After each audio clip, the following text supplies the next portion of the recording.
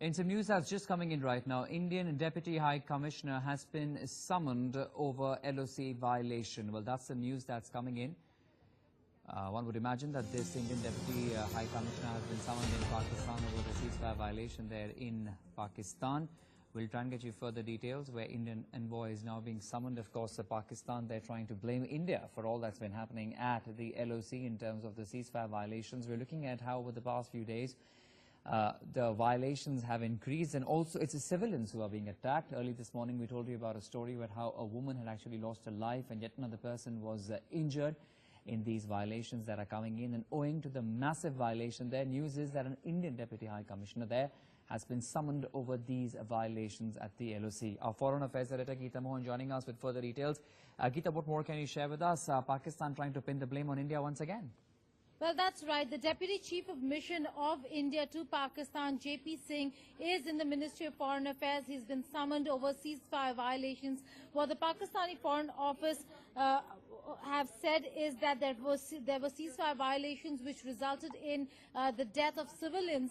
And while they are condemning the entire violation, India has continued to maintain and has been saying that in the past also that the firing from the Indian side are always provoked by the Pakistani side, that they're not unprovoked firing, that it starts from the Pakistani side, that India herself does not indulge in such violations, which Pakistan certainly does, and the activities that Pakistan indulges in. Having said that, the Deputy Chief of Mission of India to Pakistan has been summoned and is in the Ministry of Foreign Affairs even as we speak. The issue at hand over here is the LOC violations, and the spokesperson of the Pakistan Foreign Ministry had some time ago tweeted and spoken about the condemnations and how it has resulted in the deaths of civilians on the other side.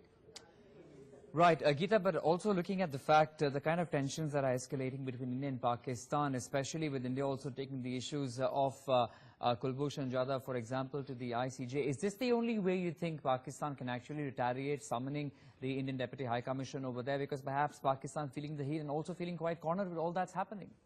Well, what Pakistan really tries to do through these ceasefire violations is keep the issue burning.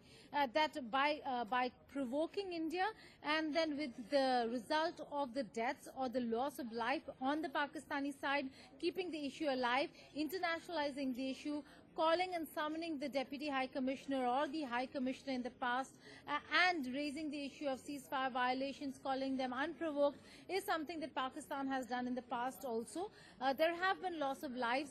There is a huge thinking, and India has been saying this, that civilians should not be affected in what has been happening. But for that, Pakistan will have to stop causing the ceasefire violations that we see, and the crossfire that we see after the provocations from the Pakistani side. India continues to maintain that the firing from the Indian side is never unprovoked. It is always provoked, and the provocation comes from the Pakistani side. Having said that, the Deputy Chief of Mission is in the Ministry of Foreign Affairs, being summoned to lodge a protest by the Pakistani side, but in return, India continues to maintain that it was not unprovoked, that the firing started from the Pakistani side, and hence the loss of lives on both sides. Geeta, thanks very much for joining us for a moment with those inputs and perspective. We'll take a listen into some reactions that have come in on this.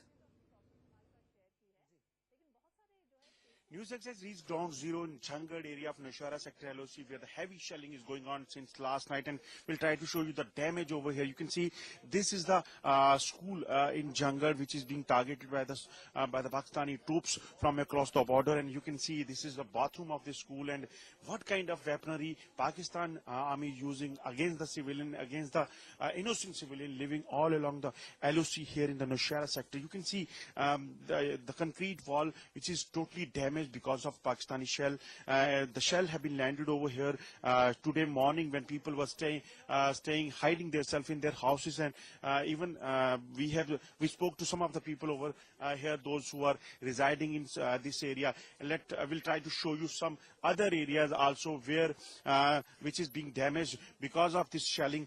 You can see this is the school. The firing started late night, and that's why school was closed.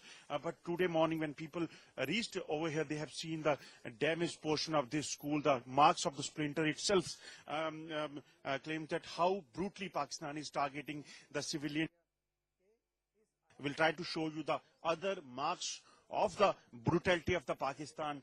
You can see this room, this building is about 100 meters away from that where the shell have landed. But this building is also showing the splinter marks, also showing that how Pakistan is using the weaponry against the civilians. So if you can see ahead of this hilly terrain, there is Pakistan occupied Kashmir, from where Pakistan is continuously targeting the civilians, targeting the security forces on the border, even especially after 1st of May when Pakistani bat action team brutally mutilated the martyrs of Indian Army in Krishna Ghati sector area in Poonch. The firing once again started, which is definitely a reason to people to think they are scared that how they will live here in this zero line area where they are living since many years. And even they are saying that now the Indian troops, the government of India, need to do some stringent action against the Pakistan, so that Pakistan should learn a lesson from India. With Neeraj Kumar, Ajay Jandial, NewsX, LOC, Jhangar. पहले हमारे कलसियाँ और शेर मकड़ी area जो fence के उस तरफ हैं, कुछ गांव हमारे उस साइड स्टार्ट हुई थी।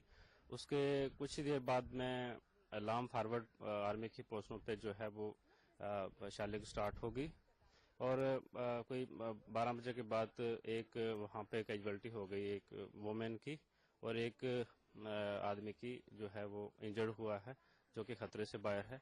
बाकी जो वहाँ नुकसान हुआ है प्रॉपर्टी का है या जो एनिमल्स का है, उसका हम जायजा लेने के लिए हमारी टीमें सुबह सुबह निकल गई हैं। हमारे पास ये पेशेंट रात के लगभग 2 बजे रिपोर्ट के पहुंचे हैं हमारे पास। ये हनीफ मोहम्मद सन ऑफ नेक मोहम्मद हैं। इनकी एज जो लगभग 42 साल के करीब है और इनको जो स्प्लिंट इंजरी हुई है, बुलेट इंजरी है इनके लेफ्ट हिप एरिया में।